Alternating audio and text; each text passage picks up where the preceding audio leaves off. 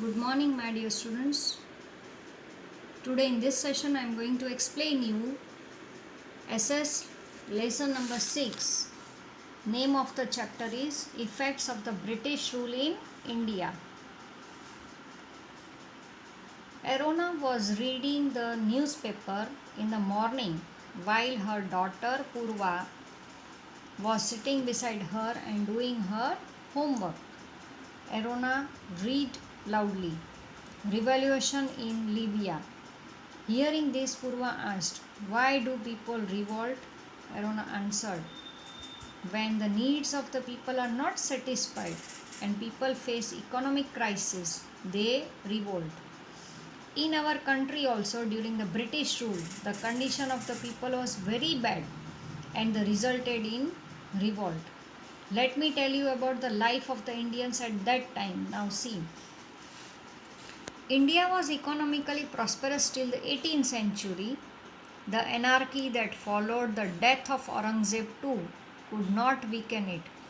It has been admitted by historians across the world that the industries, production techniques, and the organization of trade in India were unmatched at that time. The same country, India, became poor and bankrupt during the nearly 200 years of the British rule. How many years they ruled on us? 200 years. British rule was there. And our economy had gone down. It became the country that supplied raw material to the factories in England and offered a large market for the finished products of the factories in England. Now see, what was the condition of peasants and agriculture during the British rule? In India, the British got a new opportunity to increase their income after the acquisition of the Diwani rights. The rights to collect land revenue. What do you mean by Diwani rights? The rights to collect land revenue means one type of tax of Bengal, Bihar and Orissa. They started exploiting peasants to earn more revenue, and as a result the peasants became poorer. British people used to take high taxes from our Indian people, those who were having land. A large number of peasants had to borrow money from the money lenders and consequently fell into a debt trap. Farmers lost their land and agriculture suffered in many regions of India. Moreover, Bengal witnessed a terrible famine in the year 1770 CE, in which lakhs of people died of starvation. Governor General Lord Cornwallis enforced Permanent Settlement Act in order to collect revenue. See, he had uh, enforced one act. It was given the name as Permanent Settlement Act to collect revenue. As per this act, now what were the rules in this act? The company fixed the revenue on an annual basis. The zamindars, landlords, were given the permanent rights of land and revenue collection. This is how a class of landlords loyal to the company was created.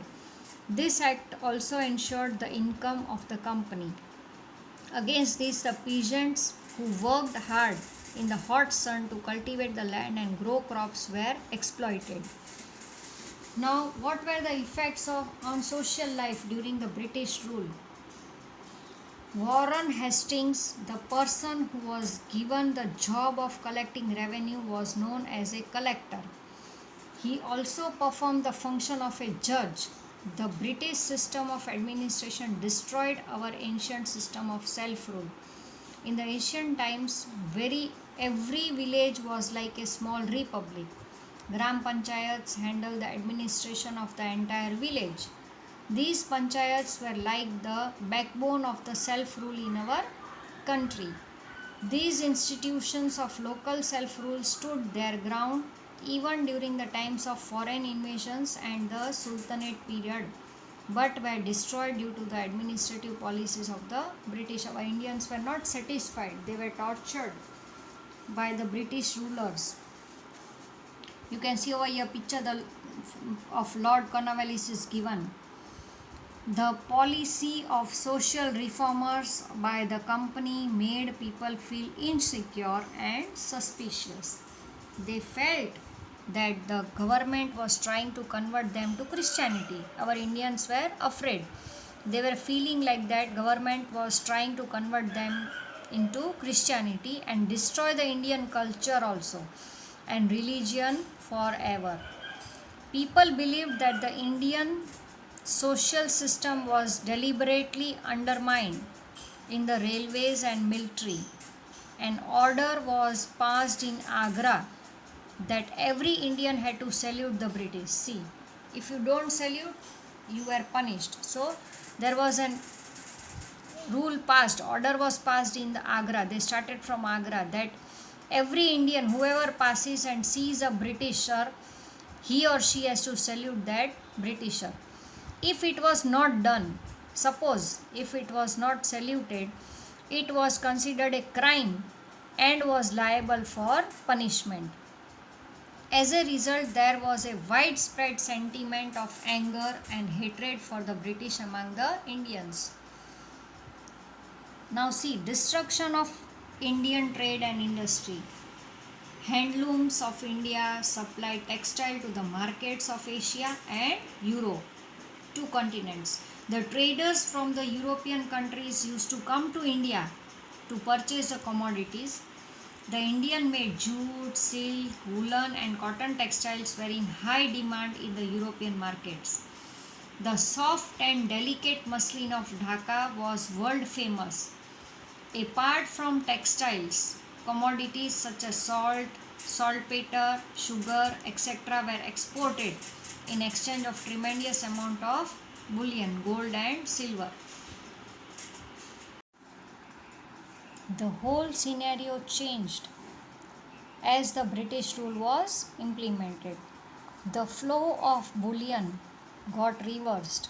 In the beginning of Industrial Revolution, the British took 500 crore rupees as per today's standard only from Bengal during their rule. Just imagine the wealth the British would have accumulated from the whole country. With the help of the raw material produced in India and the money collected from India, the business and industries in England proposed.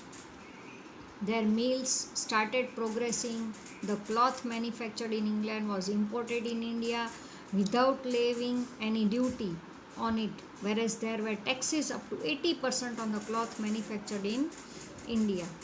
As a result, the textile made in India became costlier because they have to levy tax, so its price got higher and it was very costly. In the Indian market itself, the Indian handicraft and cottage industries could not withstand the competition and they could not sustain themselves. Many skill-based industries of our country like textile industries, glass, paper, mineral shipbuilding, etc. got ruined due to the policies of the British. Our traders were not able to, our industrialists were not able to do all these things and it was ruined. Lakhs of skilled workers became unemployed. Gradually, the poor workers of the rural areas of India became poorer. Suspicion about the reforms. Next topic is suspicion about the reforms. When William Bentinck came to India, liberal thinking was getting its stronghold in England. This way of thinking slowly reached India.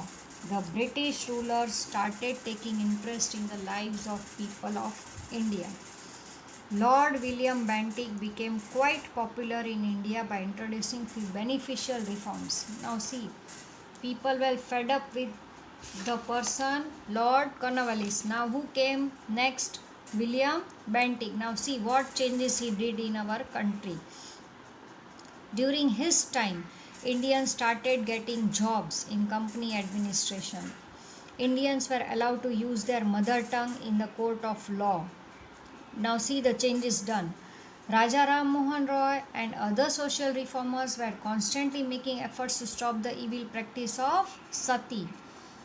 Children, you know the meaning of sati? Sati means one lady whose husband is died. She becomes a widow, but she has no right to live as a widow. Compulsory she has to become a sati with his husband's dead body. Bentinck agreed to these efforts and passed a law in 1829 to ban the practice of sati. He banned that no need of being a sati, a widow has a right to live her own life after his husband's death. After her husband's death. During the time of William Bentinck, the English rulers tried to eradicate the social evils as per the will of the social reformers. The orthodox class witnessed these reforms with suspicion. The company had passed a resolution to spend 1 lakh rupees every year on education. Now see, 1 lakh rupees on education per year, but it was not implemented. Finally, an education committee was formed during the time of Bentinck. In the year 1834, Lord Macaulay thought of introducing English education in India. However, the educational method advocated by Macaulay could not benefit the youth. Indians lost the advantage of acquiring the ancient knowledge and skills developed by their ancestors. The method of British education system was opposed by a number of intellectuals, and Mahatma Gandhi called it as to give millions a knowledge of English is to enslave them. That by receiving English education we have enslaved the nation. Later, 3 universities were established in 1857.